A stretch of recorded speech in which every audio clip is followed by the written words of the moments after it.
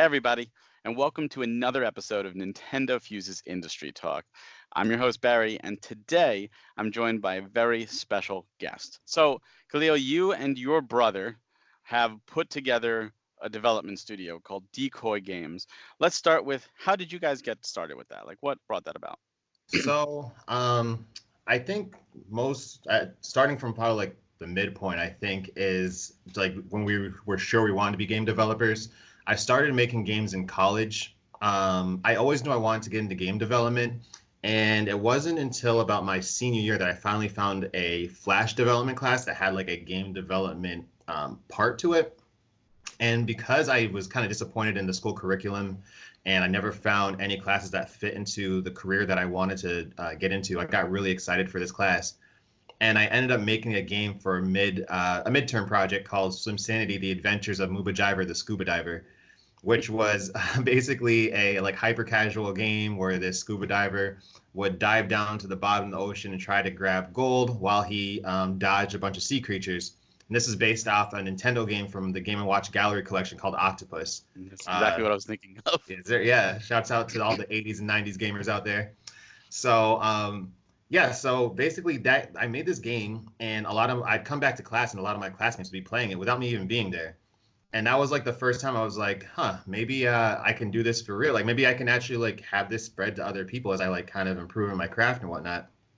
So then that inspired me for my final to make Swimsanity Deep Sea Jivers, which was a multiplayer version of the game that I made. And even more people would start playing this game on campus and whatnot. So then my brother was like, he kind of saw that and he's like, why don't we just try doing, like, let's just go the whole way with this, right? Like after we graduate, let's see how and if we can make games on console. And this was back when like Xbox Live Arcade was just coming up on the 360 and you had, Castle Crashers and Shovel Knight and whatnot. And, we just started Googling and YouTubing things and trying to find out how do you become a game developer. And through that, we found like XNA, and we just started adding things to our game, like 4 players, more weapons, special abilities. And year after year, what we do is just keep improving on this idea of the game until we found an iteration that we liked. Of course, along the way, because me and my brother are kind of artistically challenged, Chris, who we've known since like preschool, we kind of met up with him again, and we were like, hey, man, if we teach you how to use the software, do you think you can make art for our game? And he, of course, he didn't know anything about making art for games. We're like, yo, we'll learn it together. And yeah, since that day, we just kind of just kept literally starting from scratch, year after year, getting better and better, and, kind of revising our game. It did not look the way it does today years ago. And this is kind of the end product of that just long journey that we've been through of just growing our ways through the career and learning all the different ropes of any game development. So how long has this game been in development? Like when did you mentioned XBLA, which was 2006, 2007 when it started really on the 360. Right. So the way I describe it is like Swimsanity was our tool for learning how to make games, right? So yeah, we started working on the game back in like 2010. But that was a very different game from what we're working on today. Because like I said, we would literally make a game, then scrap it and then restart it. And then fix what we thought like wasn't working. That was our way for learning. Now the current build that everyone's seeing today has probably been in development for like 3 years, mostly while working part-time. So yeah, like a 3-year schedule while doing part-time is probably the answer to that. That's really cool. Now, obviously, this is like a love child for you. It is very much a passion project. And I had the pleasure of playing Swimsanity at Play NYC 2019, where I got to meet you guys. What was that like? Was that the first time you really showed it off to a public audience in-house kind of deal? So the first time we showed off Swimsanity, like a prototype of Swimsanity, was actually 2014 at PAX East. After that, we kind of went dark for a little bit to work on some of the kinks in the game, kind of redo the art and whatnot.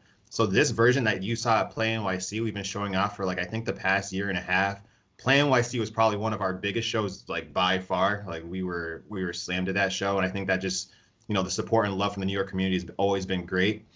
That was our second time at Play NYC, but I think this was the first time at Play NYC where people kind of knew us coming in a bit, and that's why I think you saw a lot of the kind of the crowds and everything there, which was great. That was an awesome show for us. Yeah, I don't know if I saw you guys at 2018. 2018 was a kind of a weird show with the Yeah, balconies and the floor we being were crazy. we were literally in a corner, like behind like one of the pillars. So if you Uh, came in a certain way, you could very easily like walk by our booth without seeing us. So yeah, yeah, I don't remember it, so I must have missed it, and yeah. I'm ashamed that I did because everything I played at Play NYC was fantastic. Now, that wasn't my first experience with Swimsanity. My first experience was actually seeing it on a Nintendo's Indies Direct. What was that like, being there at a Nintendo broadcast? Honestly, even to this day, it doesn't make sense to me. Like it's weird that it happened still. I think in the moment, because those things, like it's not like you just give them a video and they upload it to the direct. Like there's a lot of work that goes into it. So I think even when it went live, I was so much in a work mode that it didn't really hit me until like the day after, when people are like talking about it and you go on Twitter and everyone's talking about the direct, and like you see all those articles and you see like Cuphead and you know, what's his name, the Pedro game. Then you see some Sandy under that, and you're like, how am I in this group? Like that's just weird to me, right? Like I was just working in my bedroom the other day, and all of a sudden I'm being mentioned with these games. So that was a really humbling experience for us to just kind of see that all come together. But at the same time, it gave us a lot of confidence to be like, guys, like we can do this, and like let's get this done. Absolutely, I can only imagine. Yeah. Now this is, obviously it's coming to the Switch. It's also coming to PS4, Xbox One, and PC. Mhm. What was it like developing the game for each of the different platforms? Did you find differences? There's a lot of similarities. Like, what did you like? What did you not like? There's definitely differences, and I think being gamers at heart, we knew kind of the different experiences that you feel on each console. Like you still get the same core game experience and everything, but for the Switch, for example, we didn't just want to like throw the game on the Switch and be like, there you go, you have a small bite-sized version of some Sandy, right? We wanted to be able to add different controls, like the gyro aiming controls, and even the different consoles have different vibration capabilities, right? Like they have different patterns and stuff that you can use. We wanted to make sure that we looked into that. We have like accelerometer controls on the Switch, so we wanted to make sure that where it made sense, we could use the individual capabilities of consoles without being gimmicky, of course. But yeah, there's definitely a difference on each console for sure. Now, what about like programming it? Like, how was the programming of each console? Like, was it similar, or did you find some difficulties? Were there like, did you feel the Switch was more underpowered and it was harder to do, or did you find the PC was just way too over the top with all the different specs that are possible? Or Right. like, I think for Switch you have to like focus on, I mean, once it's docked, it's essentially for the most part the same experience.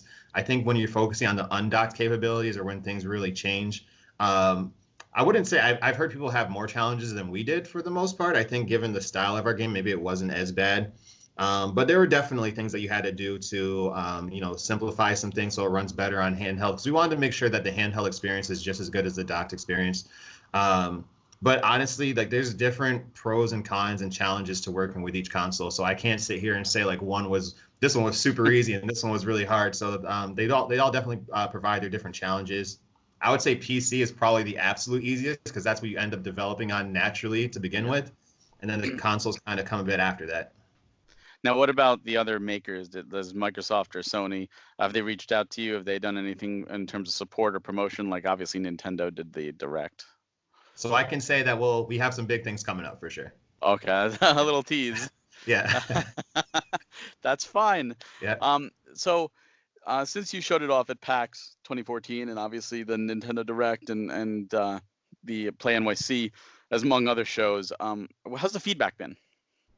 Man, it's been awesome. I always joke that, especially at playcrafting shows, since you get so many age ranges, you would think, gentlemen like yourself and a lot of the other mature gamers who come by would be the most honest ones. But the kids are like brutally honest. The young 10 and unders, like they have no sense of how long these guys worked on it. They come with the brutal, hard criticism. They will say the most brutal, just honest feedback and then walk away like they didn't say anything. But honestly, we love that because that's the kind of feedback that we need. But the feedback's been really positive overall. We get a lot of like feedback about balancing that we take into the game, and we're still taking even today. So, but overall, it's been really, really great feedback. Like I said, even like Play NYC specifically, seeing that we had like tournaments of 80 plus people per day, which was just we prepared for maybe like 40 on an absolute like fantasy experience. So having like 80 a day sign up was just that was awesome in itself, as far as like feedback and reception. Now, I have to ask because you mentioned it. What were some of the things those kids said to you that was so brutally honest?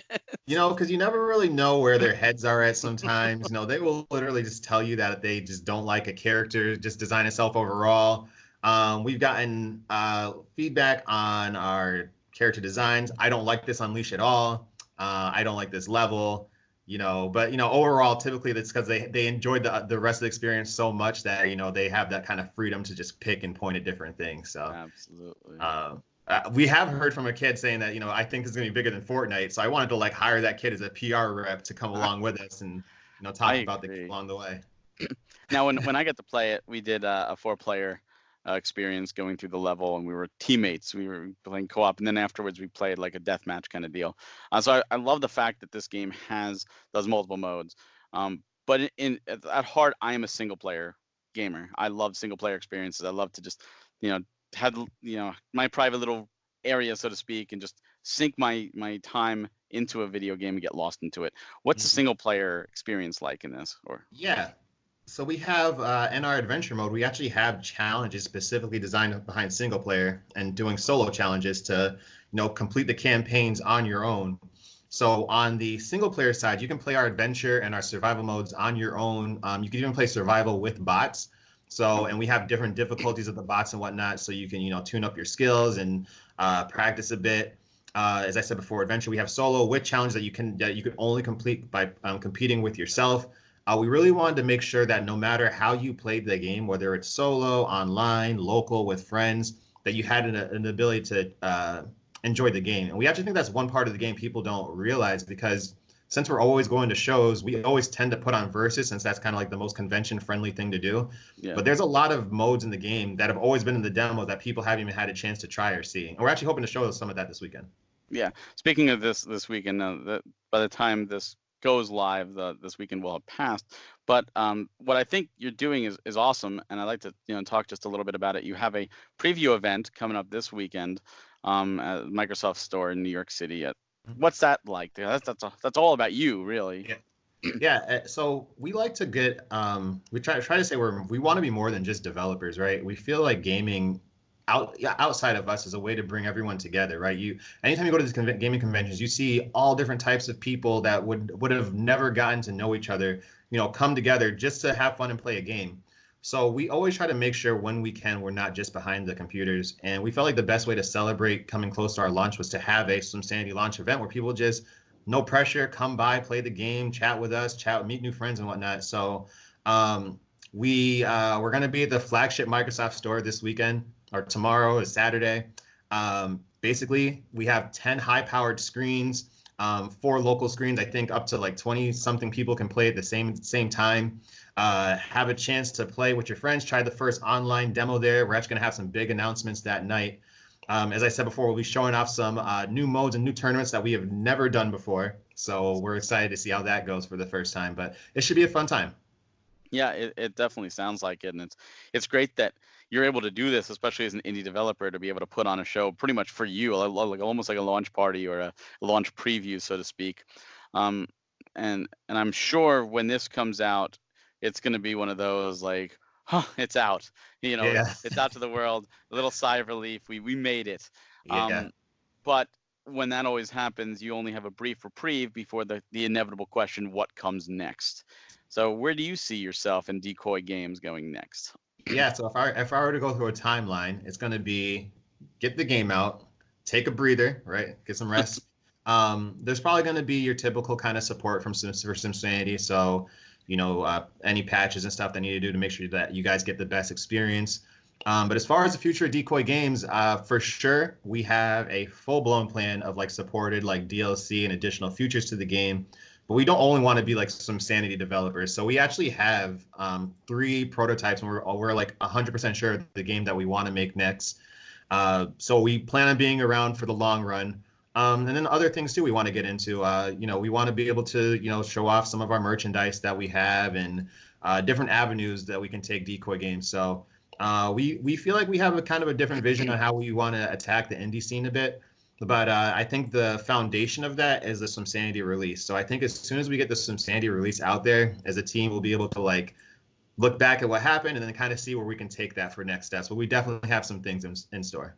That's great that you have that plan going forward, and you, like you said, you don't want to be known as the Swimsanity devs. You want to branch out your portfolio, but hopefully you make maybe Swimsanity 2 down the road.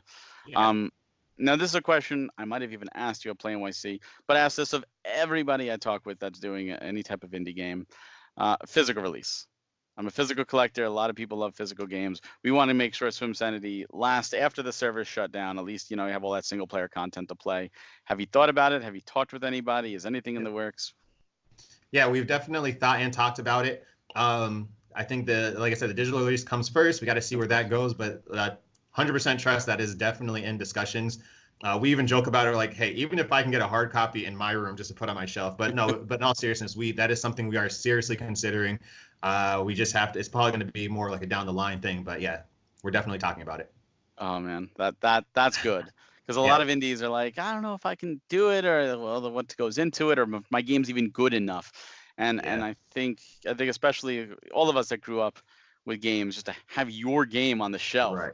And know that your game is on other people's shelves next to all these other games. These are the big third-party games and AAA games. And my God, Swimsanity is right next to Super Mario. And like, oh my God, like really, you put the two together, they're both S's.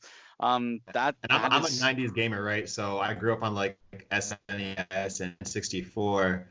And although I appreciate like the new age of digital downloads and the benefits it has to indies, to me, it's not 100% complete unless you have the hardcover case and the manual and stuff like that. So that's definitely like just to stroke my own ego. I'd love to see it in a case on my shelf next to my other. I still buy a lot of my games in physical copies too. The ones I like really like is like as a collector's set. So I only get the physicals. I don't do digital unless I get a code, like a review code and stuff. Then I do it. But otherwise, it's like, you know what? I'll wait for a physical because I want to actually own that. And for me, you know, doing this, these games mean more than just, oh, it's a game to play, because I get the chance to talk with people like you, and I know the stories behind it and the people behind it, and it's like, oh yes, that is awesome. And to me, to be able to say, hey, you know, check this out, this is from so and so, and here, you know, so and so is so passionate about it. So I can't wait to do that with Swimsanity. Go, hey, look, Khalil put forth everything for this game. You need to check it out, and be able to hand it to a friend and say, you play this game. Right. So I'm looking forward to that day. I'm sure you're looking forward to that day too. 100%. Now, you know where you're going forward. You know where you were before. What is your dream project to do? Like you have some stuff that you set aside, but really, like, not out of the indie scene. Like if someone said to you right now, I've got infinite amount of money and infinite amount of resources, what would be your dream place to take Decoy Games? Man. It's crazy. I think from a starter, like I said, I just want to be, so this isn't against any other indie or anything like that. I want to be, when people think about like Decoy Games, I want them to look at them and be like, hey, whenever they come out with a game, like it's a fun game, right? It's not like you look at Decoy Games, they're like, those guys made some Sanity 1, 2, 3, 4, 5, 6, 7, 8, 9, 10. And I also don't want people to look at us and be like, these guys just make party games. I want them to look at us and be like, hey, these guys know they know no matter what genre they jump into, how to make a good game. The only reason I'm saying that is because there's no one. I have like a bunch of cool games I want to make. Unfortunately, I can't jump into it, but none of them fit into one genre. Like honestly, I would even make like a rhythm game if I could, honestly. But yeah, I just want people to know, like, hey, these guys really enjoy gaming all around. And they're able to like show that out to world. So if you fast forward to like 10, 20 years, I would love to have just like a library collection of a bunch of different types of games, just to show what kind of games that we play. Because honestly, I don't play one type of game. If you look at my library collection, you have like NBA 2K, then you have like the old Dance Central games and Batman. It's like there's no consistency to what I do. So I'd like to see that wackiness from my crazy mindset and enjoyment come out into our library of games, hopefully in the future. Yeah. But I also want people to know, again, like, we're not just game developers, right? So if I could get into like animation of cartoons and merchandise, like we have a lot of different areas of things that we enjoy that we feel like indie gaming can kind of expand us out to, but we'll always come back to gaming. That will always be the source of what we do. Yeah, you know what? They did what Street Sharks had merchandise back in the 90s. Exactly Why not right. Swimsanity type merchandise? Right. Right. You can make it happen. Right. There's definitely interest. Who knows? You have the physical copy next to us, the plushie, uh, next Right. to a little action figure, Hey, and then maybe an again, amiibo.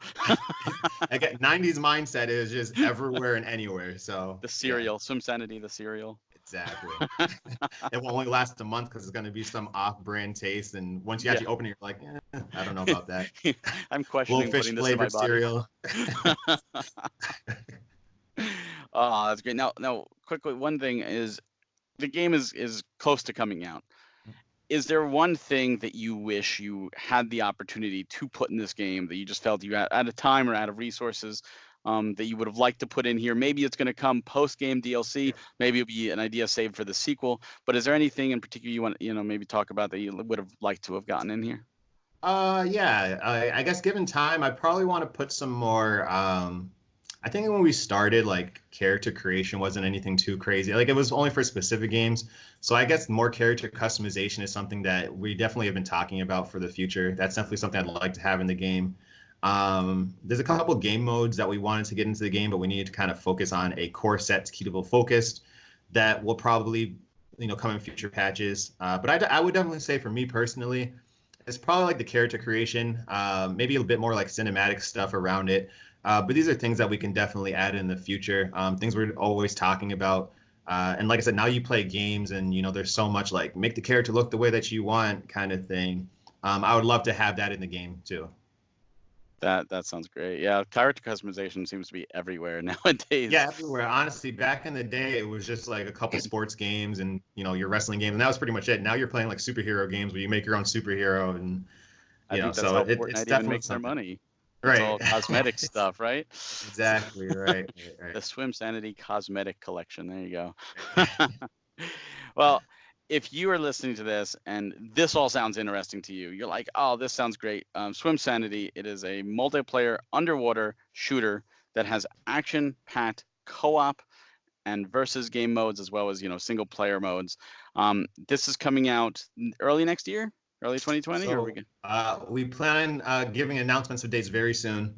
We have a special announcement this weekend coming up. So by the time we talk about this, we'll probably have something that's a date to talk about. I can't say whether it's released date or not, but this is going to be aired afterwards. Yeah, You can't say it here, and can't say it here. No. Yeah. So you will be hearing release dates from us soon, though. Okay. Well, if you're watching this and the release date's already announced, then you know when it's coming out before I know when it's coming out, because Khalil here will not tell me. So it's good. I'm assuming 2020. So at least 2020, we can say that. Maybe he's gonna do a surprise shadow drop, and it will be 2019. It might be out by the time you're watching this. I don't know. I'm in suspense here. You're watching a past version of me in suspense. Congratulations. Please give Decoy Games some love. You can get more info at decoygames.com. You guys are on Twitter at Decoy Games, on Facebook at facebook.com/decoygames. Definitely give these guys some love. They deserve it. Khalil, thank you so much for joining me today. It's been an honor.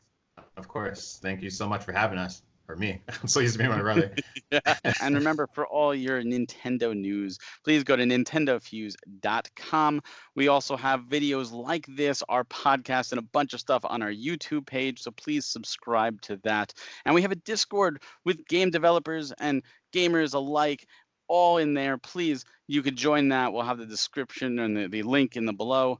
And we'd love to have you there. Thank you again, Khalil, and everybody else. Have a wonderful day. Thank you.